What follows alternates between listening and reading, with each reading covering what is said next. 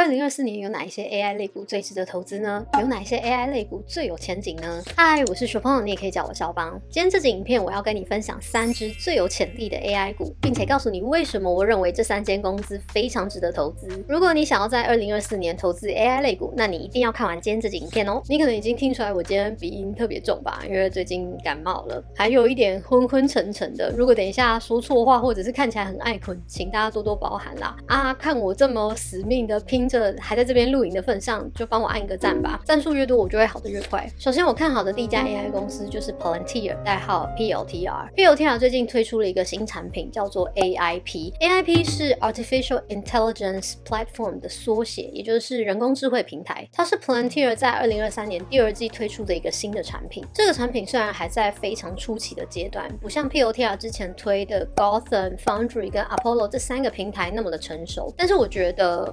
AIP 是 PLTR 未来成长的一个很大的亮点。PLTR 特别开设了一个训练营，专门让企业可以去参加这个训练营，去使用这个 AIP 的平台。目前已经有超过300个组织在使用 AIP 了，包括 Cisco、INTU 跟美国医院 HCA 等等。AIP 的核心是结合大型语言模型，然后透过深度数据分析跟 AI 技术的应用，提供客户更精准、更高效率的决策支援。我知道这样讲你可能还是听不太懂，我举一个例子你就知道 AIP 到底是在做什么了。比方说，假设美国的一家制造业公司，他们刚刚收到了一个警报，说飓风可能会侵袭美国南部的其中一个配送中心，这个配送中心可能会因为飓风的关系必须要暂时的关闭。这时候他们就可以运用 AIP 这个平台来去分析配送中心的营运状况，帮助管理阶层去决定说是要加快配送、延迟配送，还是直接取消客户的订单，或者是其他的处理方式等等。过去的评估流程呢，可能要花好几天或甚至是好几周的时间，管理阶层才有办法去判断说我应该是要加快配送，还是延迟配送，还是直接取消订单。但是现在有了 AIP 这个工具，制造业公司它就可以在短短的几天或甚至是几个小时之内，它就可以做出相对正确的判断。因为 AIP 可以更快速的透过大数据分析，帮助主管在更短的时间内做出决策。那当然啦，不是只有制造业可以使用 Palantir 的这个 AIP 平台，医疗保健业、金融业、食品业、科技业、饭店业，甚至是军事国防，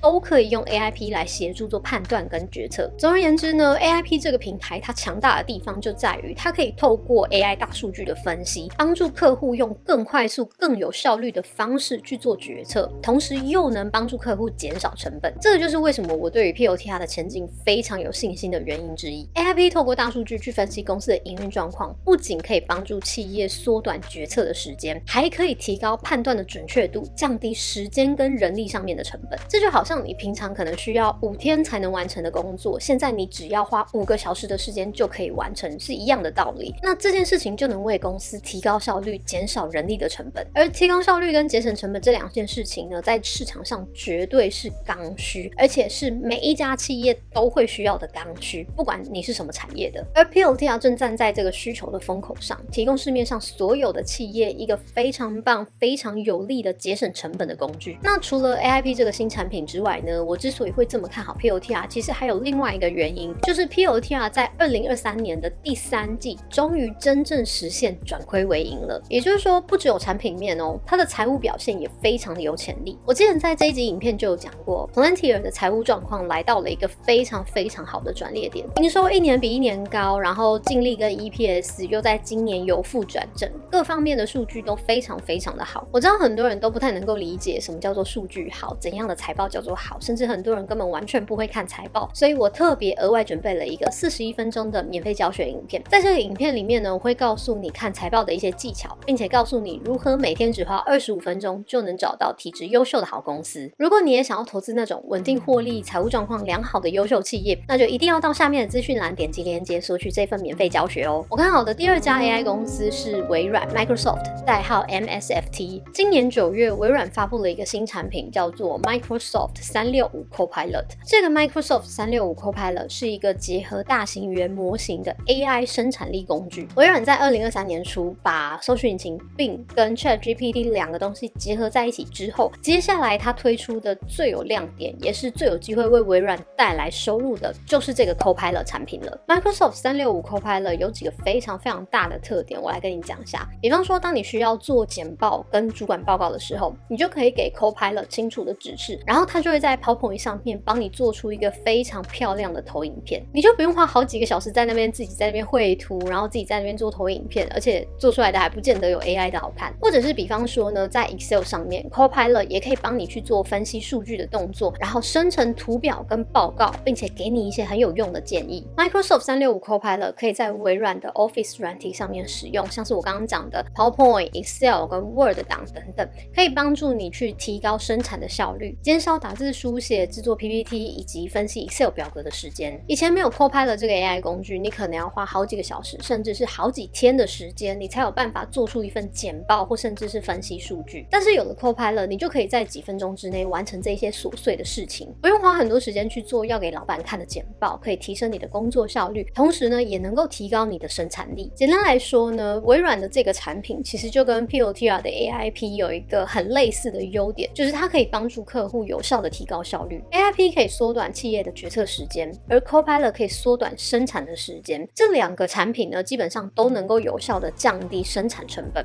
而绝大多数的企业呢都会想要这些东西。所以我认为从产品面来看的话，不管是 Palantir 还是 Microsoft 这两间 AI 公司都是非常有潜力的。虽然说他们的新产品才刚推出不久，但是新产品其实就是一个领先指标啦。在某种程度上面来说，我们从新产品其实就可以看出这家公司的前景好不好了。而 POTR 跟微软的新产品市场需求都非常的大，两个产品都可以帮助客户去提高它的生产效率、节省成本，都算是企业的刚需。所以呢，市场需求真的是非常大的，而需求大就意味着它的市场份额跟收入都有可能会持续的增加。这就是为什么我认为 POTR 跟微软这两间 AI 公司非常值得投资的原因。讲到这里，我必须先感谢一下 Rockflow， 如果没有 Rockflow 赞助，就不会有今天这集影片。Rockflow 是一家持牌的美股券商，它的总部是在新加坡，所有的合规讯息都可以在它的官网上面查到。我自己这样子使用下来啊，我是觉得 Rockflow 有一个很棒的地方，就是它有 AI 选股的功能，刚好跟今天的主题很 match。它的 AI 选股功能呢，就叫做交易 GPT， 可以帮助我挑选到不错的标的，制定最适合我的投资策略。这个交易 GPT 呢，是透过 AI 人工智慧去分析市场资料跟数据，找出近期表现不错的股票。我用过这么多 APP， 就只有 Rockflow 有这么好的功能，可以直接推播给我近期市场上表现得很不错的股票。这对我来说真的非常非常的方便，不用自己上网去看一大堆新闻，也不用自己花时间去做分析，它就可以在这里直接马上给我这些很有用的资讯。虽然说这个只是系统透过 AI 做的分析，不能代表任何的投资建议，不过我个人还是蛮喜欢这个功能的啦，可以让我很快速的掌握市场的动态。据说 Rockflow 正在开发更多的 AI 功能，如果你想要优先免费体验这一些新的 AI 功能的话，欢迎使用我的邀请码注册开户哦。再来是 NVIDIA， 代号 NVDA。从产品市场的角度来看， NVIDIA 的 GPU 现在在市场上的地位依然是第一名的哦。虽然说 AMD 跟 Intel 都有在做 GPU， 但是这两家公司的 GPU 市占率都远远不及 NVIDIA， 光是 NVIDIA 的市占率就占了超过70%以上。换句话说呢，目前市场上还没有出现一个非常强劲的竞争对手可以跟 NVIDIA 匹敌，所以目前在 GPU 这一块 NVIDIA 可以说是几乎没有人可以跟它比啦。这种感觉就好像 Google 在搜寻引擎这个市场是一样的， Google 目前在搜寻引擎的市场的市占率大概是90%以上，也就是说全世界几乎有90%以上的人都是在用 Google 查找东西、搜寻东西的，而不是用 Bing 啊或者是雅虎之类的。目前市面上根本就没有任何一个搜寻引擎可以跟 Google 抗衡。那 NVIDIA 目前在 GPU 市场上的地位呢，就有一点点像 Google 在搜寻引擎上面的地位，几乎所有需要用到 AI 技术的企业都在抢着跟 NVIDIA 买 GPU， 这就是为什么我非常看好 NVIDIA 的原因之一。不过比较令人担心的是，就是美国政府一直搬出一些禁令，禁止先进的 AI 晶片卖到中国去。那很多人就在担心说啦，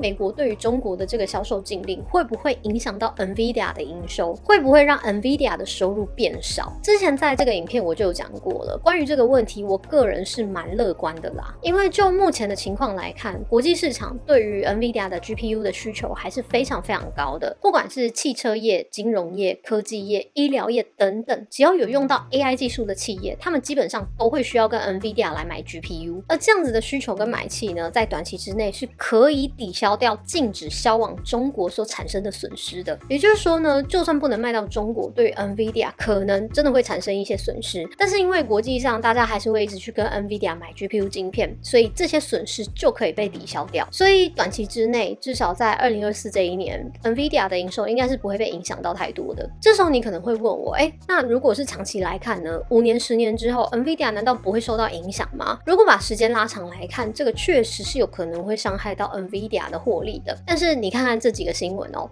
你看辉达财务长柯雷表示，辉达正在扩大资料中心的产品组合，可能推出合乎法规、不需要申请许可证的产品。另外这一则新闻也有讲到，明年1月向中国销售它最佳显示卡产品的降规版本，而且呢，这个版本设计是符合美国政府的出口管制的，而且呢，只有在中国会销售。所以其实从这2个新闻，你就可以很明显的知道 NVIDIA 的管理阶层正在寻找解决方案。毕竟他们也知道有这个政策嘛，他们也知道这个政策可能会为 NVIDIA 带来什么样的影响，所以他们已经在寻求解决方案了。因此，就算现在有这个晶片的禁令，我个人还是对于 NVIDIA 的未来是非常乐观的。关于 POTR、微软跟 NVIDIA， 你最看好哪一家公司呢？在下面留言告诉我哦。以上分享都是我个人的看法，不代表任何投资建议。如果你喜欢今天这集影片，记得要帮我按个赞，然后分享给其他朋友。那如果你不想要错过我未来的内容，也要记得来订阅我，并且开启小铃铛。那我们下集影片见，拜拜。